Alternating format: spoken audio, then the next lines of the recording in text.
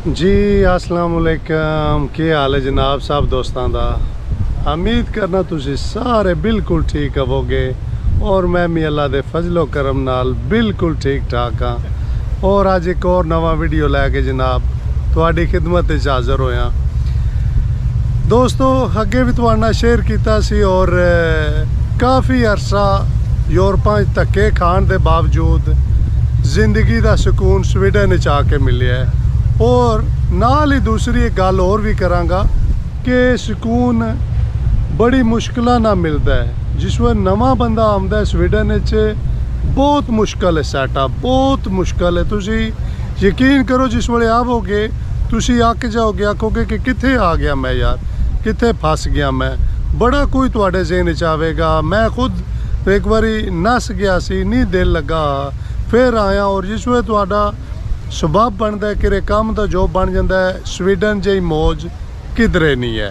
और जिस वे ताई काम नहीं लभदा है स्वीडन इंज लगता है कि पता नहीं असी कित्थे आ गए। एक घुटन जी होंदी और बंदे नू यार लगता है कि पता नहीं मैं की करा, किधर जावां।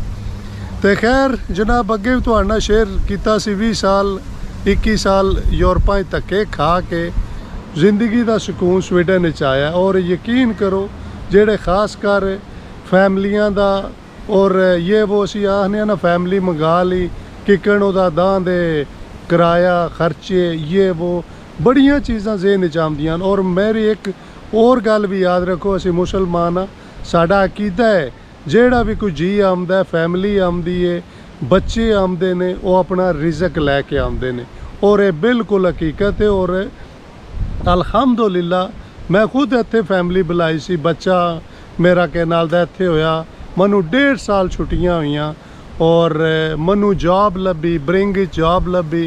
और 4-5 घंटियां जनाब मेरी मनु वो पूरे 8 घंटियां दे पैसे दे देंदे सी। और बड़ा मैं ज़िंदगी नू इंजॉय किया। और अल्हम्दुलिल्लाह फिर अल्लाह ने खुशी नसीब की है, अल्लाह ने बेटी दी है, रब दी रहमत।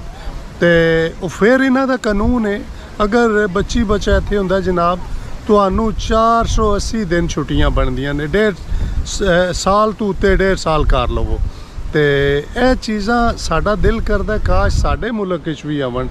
और यार सानू भी के नाल दा सहूलतां मिलनियां चाहिदियां। हालांकि मैं पिछली दफ़ा वीडियो बनाई तो उन्हें एक दोस्त ने लिखिया, क्योंकि साडे च कोई माशाअल्लाह अच्छे भी हैं और कोई निरे बैठे होंदे ने कॉमर्स लिखन ते कि वो नहीं जी इस तरह नहीं हो सकता, भाई हरी उंजे कह रहे हैं। तो बहरहाल हकीकत सी मैं छुट्टियां कीतियां ने और मेरिया छुट्टियां कुछ दिन पहला ख़त्म होइयां सी। मैं ब्रिंग दे काम ते भी छुट्टियां लैके मैं पाकिस्तान भी गया। और मनु यूसफ दियां छुट्टियां सी, मैं पाकिस्तान जाके भी वापस आया तो मेरिया छुट्टियां सी और मैनू वो पैसे मिल रहे सी। चाहे तुसी सफ़र करो, चाहे तुसी पाकिस्तान जाओ, जिथे भी जाओ वो तुहाडियां जनाब छुट्टियां होंदियां ने। 6 महीने तो पहला दसना होंदा सिर्फ और सिर्फ। तो बड़ा अच्छा लगा, यह चीज़ां यूनान सानू नहीं सी मिलियां। और यकीन करो कोई भी चीज़ हो सकता है दूसरे मुल्कों यार इंग्लैंड दूसरे मुल्कों इस तो भी अच्छियां आवन। बहरहाल मैं तो जिक्र वो ही करना है ना जिथे मैं रह रहा हूँ। मैं ये तो नहीं हूँ इंग्लैंड की फिल्म तो नहीं ना बनानी या वीडियो के दसा जी उत्थे आए। तो बड़ा अच्छा लगता इन्हां दा सिस्टम हिसाब वेख के, बड़ी कदर करते हैं बंदे दी। और ख़ास कर मैं तो माशाल्लाह मेरे तो दूसरा बच्चा इत्थे होया स्वीडन आके। और फिर मैनू 480 अगे भी तुहानू दस्सिया छुट्टियां मिलियां ने। एनी टाइम मैं लै सकना 4 साल तक जिस वेले दिल करे मेरा। और सब तो वड्डी गल है जिस वेले तुसी किधरे जाते हो, प्रोग्राम बनाते हो छुट्टियां दा ये वो, तुहानू ये पैसे देंदे ने। और ये मौजां किधरे नहीं जे लभनियां। और अल्हम्दुलिल्लाह शुरू च बड़ियां मुश्किलां ने, बहुत ज़्यादा मुश्किलां ने जिहदा कोई हिसाब नहीं। बहरहाल मुश्किलां तो बाद पता जे दुख तो बाद हमेशा सुख आंदा है। और अज एक मैं जनाब बहुत प्यारी जगह ते हाँ।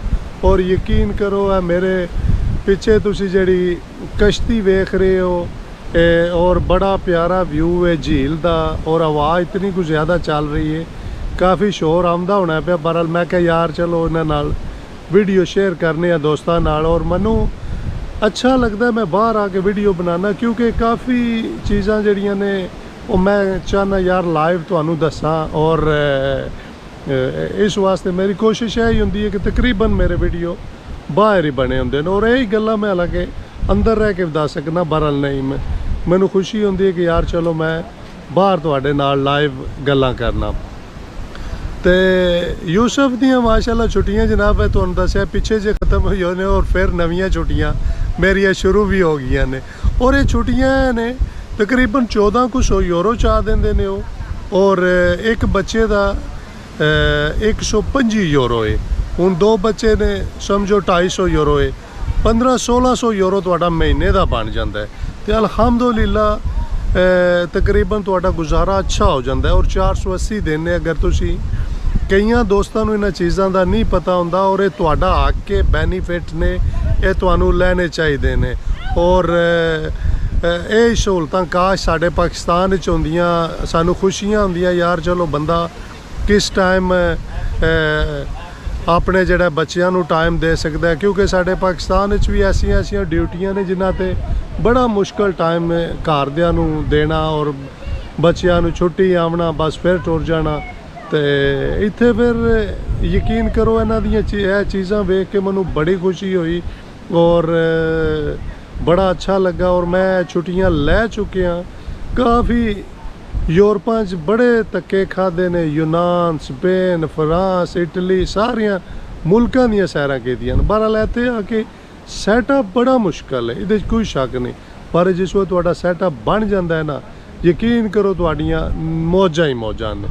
सैटअप बनन ताईं बड़ी तकलीफ है इहदा भी कोई शक नहीं क्योंकि दिन ब दिन कम्मां दी बहुत ज़्यादा सख्ती हो रही है और वो चीज़ां नहीं रही हैं जड़ियाँ पहला सी। तो लो दोस्तों ठीक है जनाब दुआवां याद रखियो तो इंशाल्लाह फिर तुहाडे नाल बहुत जल्द नवा वीडियो लैके तुहाडी खिदमत च हाज़र रवांगे। ओके जनाब रब सोने दे वाले।